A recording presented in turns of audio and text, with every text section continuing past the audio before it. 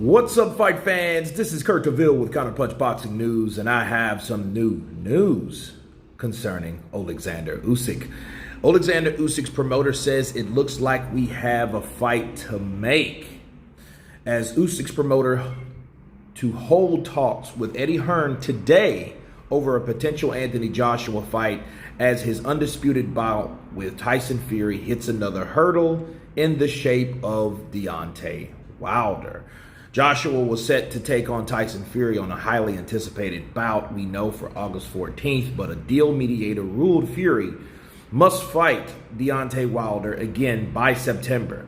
Promoter Frank Warren has admitted to fight is no longer definitely happening. Wow. Oleksandr Usyk's promoter, Oleksandr Usyk, has revealed he will hold talks with Eddie Hearn on Tuesday morning over a potential clash with Anthony Joshua after the Brits' undisputed showdown with Tyson Fury. After a lengthy period of negotiation, both camps were finally signing from the same hymn sheet, with Fury and his American promoter Bob Arum confirming that all British heavyweight blockbuster was set in Saudi Arabia. However, fresh doubts were raised on Monday as a U.S. judge ruled Fury must fight Deontay Wilder for a third time by September 15th, with the Gypsy King signing a two-fight agreement prior to his stoppage win over the American last year. The arbitrator, Daniel Weinstein, also ruled that Fury and Wilder can agree to an extension on their fight deadline. However, talks are now underway to reach what could be an 8-figure settlement, which would see the Americans step aside and allow the unification bout to happen. I'm going to stop there. Let me counterpunch. What's happening now is Eddie Hearn's doing what he always does. He's setting up a potential replacement. Okay, he's doing what he should have done for his fighter anyway. I think it's sad. We pretty much know that. I mean, it's great for Wilder. But as far as Oleksandr Usyk, as far as Joe Joyce, as far as Anthony Joshua, everybody got put on hold because nobody knew what was going on in the mediation. Okay, nobody. And I thought it was real strange, as you guys know, that they had a gag order on it. That never seems good, and it doesn't, sure as hell doesn't sound good. Okay, but Oleksandr Usyk is getting his just due. So it's good for Usyk and it's good for Wilder. Why?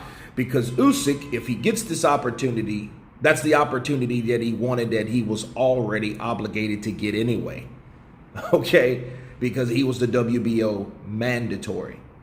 Okay? Before Joe Joyce, before this big fight interrupted everybody's better judgment. Okay?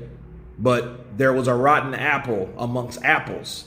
Okay, on Team Fury and Bob Arum, because these guys didn't tell everyone the possibilities of something like this happening. But I seen it a long time ago, because I mean, you could only look and only think, and if you look ahead and think about certain things that didn't make sense. Tyson Fury hasn't fought since he fought Wilder. Why is that? Tyson Fury had a fight with Cabello. It never happened. Why is that? You know, Tyson Fury didn't fight last year like he wanted. Why is that? See, a lot of these things you have to now start questioning. And if you go back in my videos, you'll see what happened. But back to Usyk, though. Oleksandr Usyk had this opportunity anyway, because Paco Valcárcel is the guy that was going to make Oleksandr Usyk or Anthony Joshua fight Oleksandr Usyk. Okay? But he was presented a deal for Joe Joyce after Joe Joyce broke Daniel Dubois' eye socket, okay? And then now Joe Joyce became a stumbling block for Oleksandr Usyk, and I don't really know why, and that wasn't fair, okay? But what's fair is fair if Oleksandr Usyk gets his opportunity, and what's fair is fair if Deontay Wilder gets another crack at Tyson Fury. I know for the undisputed road, that seems very, very bad. But this is how the fight game goes. These guys had obligations. If boxing was so fair, this shit would have happened anyway. Okay, so Eddie Hearn, again, is crossing his T's, dotting his I's, And then, of course, Oleksandr Usyk's promotional company or promoter is pushing that a go. But why not now? Okay. So I think in the future, when you're dealing with Tyson Fury, I think people should understand, like, hey, if there's any other possible way that Tyson Fury doesn't fight due to any other shit he has going on, don't deal with him. Okay. Let his shit clear up first. Okay. But as far as Oleksandr Usyk, I don't know what type of shape he's in. I've never seen him out of shape, right? These last minute calls, is that ever good for someone like Joshua? That's another question you ask yourself, because we seen what happened a couple years ago with Andy Ruiz. In fact, almost about 2 years ago. And we seen how Joshua is with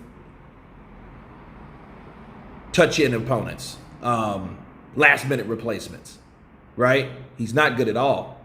So that could be a worrisome factor for Joshua when he was thinking and preparing to fight Tyson Fury. Now he has to turn around and fight someone shorter than Fury, a lot shorter than Fury, about 5 inches shorter than Fury, actually. Oleksandr Usyk, but just as quick and just as slick, but then a southpaw.